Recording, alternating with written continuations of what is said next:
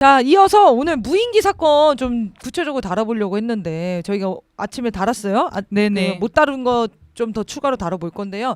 일단 이제 무인기 상황이 10월 11일 날 북한 외무성의 중대 성명이 발표되면서 우리가 알게 된 거죠. 3일, 9일, 10일 3일 동안 평양에 무인기가 침투해서 삐라를 살포했다는 건데요. 여기 보시면서 문제점 뭐라고 생각하십니까?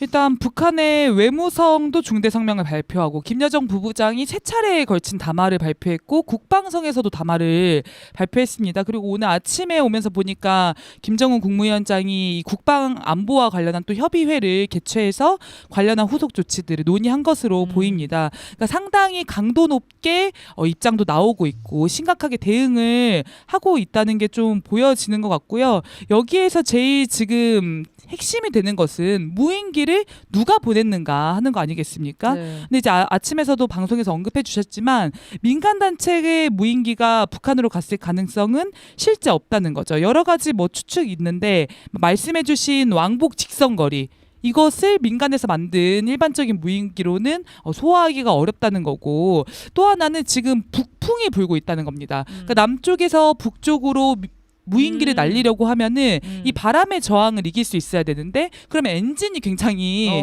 튼실해야겠죠. 그래야죠. 근데 그 정도 성능이 되는 엔진이 민간용으로는 많이 안 만들어지고, 설사 있다고 하더라도 비용이 굉장히 고비용이기 때문에 민간에서 운용하기는 또 쉽지가 않다는 거죠.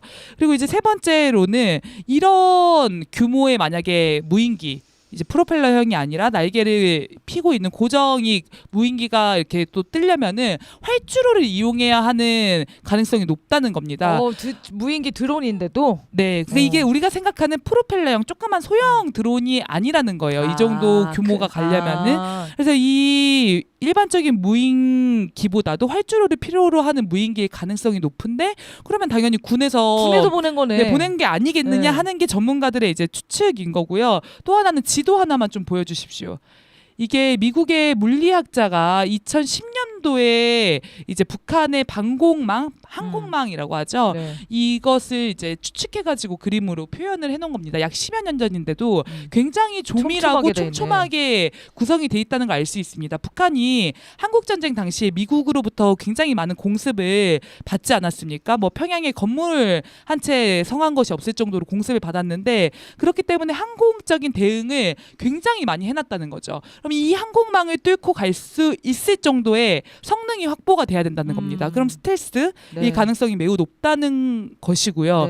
특히나 지금 이 무인기가 출몰한 지역이 평양의 중수부 지역, 조선노동당 중앙당사 그 청사가 있는, 김정은 국무위원장이 진무를 보는 그 상공 근처에 무인기가 떴다는 건데, 이게 있을 수가 없는 일 아니겠습니까? 그렇죠. 이걸 어떻게 민간 단체에서 할 수 있겠느냐. 좀 합리적으로 생각했을 때 말이 안 된다. 민간 단체는 블랙 요원인 것 같아. 그 정도면. 그래서 아까 뭐 말씀하신 것처럼 그 정도 성능이면 군에서 섭외를 해야 되는 거 아니냐. 그 드론 무슨 대단한 부대에서. 기술을 갖고 있는 거예요, 진짜.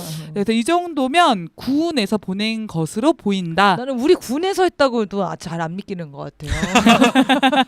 왜냐면 이제 드론 작전 사령부라는 것도 만든 지 한 1년도 안 됐는데 그 정도의 기술력을 개발할 수 있나? 이런 것도 전 의심스럽긴 하거든요. 그런 이야기도 있어요. 한국군이 가지고 있는 무인기가 아니라 뭐 글로벌 호크라든지 이런 미국의 무인기가 사용된 것은 또 아닌가. 그런 기술이 사용됐을 수도 있고. 네, 그래서 이런 의구심도 든다는 거죠. 그러니까 굉장히 의아한 아직 정체불명이라는 거예요. 맞아. 네. 근데 민간 단체가 보냈을 가능성은 여러모로 없어 보인다는 거죠. 네. 자, 그리고 이제 미국의 대응, 저희가 오전에도 얘기했는데 미국이 지금 대응을 한 건가요? 어떻게 된 건가요? 네, 지금 이제 미국에서는 처음 입장이 나왔던 게 캠벨 와가지고 관련한 회의를 16일에 하겠다. 캠벨이 누군데요? 미 국무부 부장관입니다. 네. 높은 사람인 거죠? 네, 안보 관련해서는 굉장히 높은 서열에 있는 사람이고, 이제 관련한 대책 회의를 좀 해보겠다 이런 정도의 입장이 나오고, 뭐 공식적인 입장이 없었습니다. 그러다가 어제 유엔사가 정전협정 위반 혐의를 조사하겠다라고 한 거고, 이것은 이제 아무래도 이 무인기 사태가 심각한 국면으로 흘러가다 보니까 미국이 알고 있었던, 방조했든 아니면 한국군 단독으로 했든 자칫하다가는 큰일이 날 수 있겠다. 그래서 미국에서 좀 우린 아니야, 약간 이런 선을 그으는 모양새가 아닌가 싶습니다. 네, 하여튼 이게 너무 위험한 상황이잖아요. 근데 이게 진상조사가 잘 이루어져야 되는 이유가 재발이 일어나면 안 된다는 거예요. 북에서 경고를 하지 않았습니까? 한 번만 더 일어나면 이거 즉각 대응하겠다? 그러면 민간에서 날렸던 군에서 날렸던 빨리 알아봐서 어떤 연유로 그런 게 진행이 됐는지 확인을 해야 전쟁을 막을 수 있는 거 아닙니까? 네, 그래서 미국이 이 무인기 침투 사실을 사전에 인지하고 있었는지가 굉장히 중요합니다. 왜냐하면 이제 북한이 공개한 무인기 사진에 적힌 그 날짜가 2024년 10월 9일 1시 13분인데 당시 주한 미군이 리벳 조인트와 같은 정찰기를 띄워서 북한을 감시하고 있었다는 거예요. 그 사진 한 번만 좀 띄워주시면은 이 미군의 정찰기들이 군사 분계선을 넘나들면서 실제 북한 쪽에 많이 정찰을 합니다. 플래트라이던가요? 하는 사이트 들어가면은 어떤 종류의 정찰기들이 이제 정찰 활동을 벌이고 있는지 나오기도 하고 예. 네, 익명 처리를 해가지고 또 나오기도 합니다. 쭉쭉 그냥 넘겨주십시오. 예, 보시면은 저기 이제 선이 북한은 군사 분계선 위쪽으로 막 넘어갔다가 지금 나왔다 하는 그러네. 모양새이거든요. 예. 그러니까 평소에도 이런 정찰 활동들이 저 개성까지 갔다 왔어요 지금. 네, 계속해서 이루어지고 있다는 거고 실제 이 무인기가 평양에 출몰했을 때도 이 미국의 이 정찰기가 정찰 활동을 벌이고 있었다는 거죠. 근데 미군이 인지를 하지 못했다? 그럼 양측으로 다 문제가 있는 거 네. 아니겠습니까? 인지를 했어도 문제, 안 했어도 문제. 그것도 문제네요. 네. 네, 그래서 이제 좀 밝혀내야 되는 측면이 있는 것 같고 저는 좀 관련해서 이 윤석열의 좀 행보 그러니까 이 수상적인 지점이 있는 것 같아요. 그러니까 동남아시아 지금 순방 떠났었지 않았습니까? 근데 이제 가가지고 외부에서 10월 9일 그 무인기 날아갔던 날에 싱가포르 렉처 연설인가요?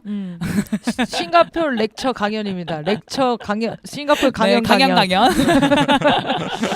근데 이제 거기에서 8.15 독트린에 대한 언급을 하면서 북한에 대한 자유통일이라고 하는 표현을 사용을 했습니다. 그러니까 북한을 흡수통일하겠다는 의지를 국제 무대에서 계속해서 표출을 하고 있었고 그 시각에 대한민국에서 날아온 정체불명의 무인기가 평양 상공을 누비고 있었다는 거죠. 그래서 좀 하나의 시나리오를 가정해 본다면은 만약에 북한이 그 무인기에 군사적으로 대응을 하면 윤석열이 국제 무대에서 이런 군사적인 도발을 북한이 했다. 전쟁을 선포하고 국내적으로는 좀 계엄 움직임에 박차를 가하려는 이런 시나리오가 있었던 것은 아닌가. 또 이런 의문을 제기해 볼 수도 있을 것 같고요. 네.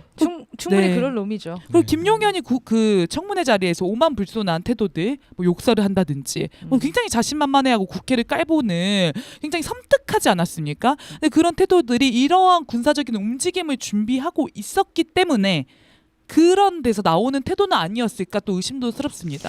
네. 그렇게 모든 정황이 우리 군에서 한 게 아닐까라고 이제 의심되는 정황들이 많이 밝혀지는 것 같고요. 그리고 윤석열의 의지가 중요한 거예요. 윤석열은 네. 전쟁을 내고 싶어 해요. 그 의지가 있기 때문에 국민들이 이 사건이 터지자마자 북한발 보도를 바로 믿어버린 겁니다. 보통은 이제 자연스러운 흐름은 북한에서 주장이 거짓이다라고 하는 우리 측 입장을 믿어야 되는 게 정상이잖아요. 근데 북한에서 보도하는 게 훨씬 더 진실돼 보여. 아니 우리가 지내온 역사 때문에 그래. 2년 반 동안 윤석열을 봐왔기 때문에 충분히 그럴 놈이라는 게 생각이 들어서 그런 거잖아요. 그 라디오 방송에 나오는 예전에 뭐 외교 1차관 지낸 뭐 외교 전문가도 그런 얘기 하더라고요. 북한은 자기가 하지 않은 것에 대해서 했다고 하거나 한 일에 대해서 하지 않았다고 하거나 이러는 경우가 거의 드물다. 그러니까 이런 이야기들이 지금 나오고 있는 상황인 거죠. 그러니까 윤석열 정부의 발표에 의심이 지금 간다는 겁니다. 저는 그래서 윤석열이 종북 세력이다 이런 생각이 듭니다. 지금 북한의 보도를 완전 100% 신뢰하게끔 만든 사람이 윤석열이에요. 윤석열이 하는 짓이 그렇게 만든 거죠. 지금 북한의 군사적 행보에 상당한 정당성과 명분을 만들어주는 것도 윤석열 그렇죠. 정권이지 않습니까?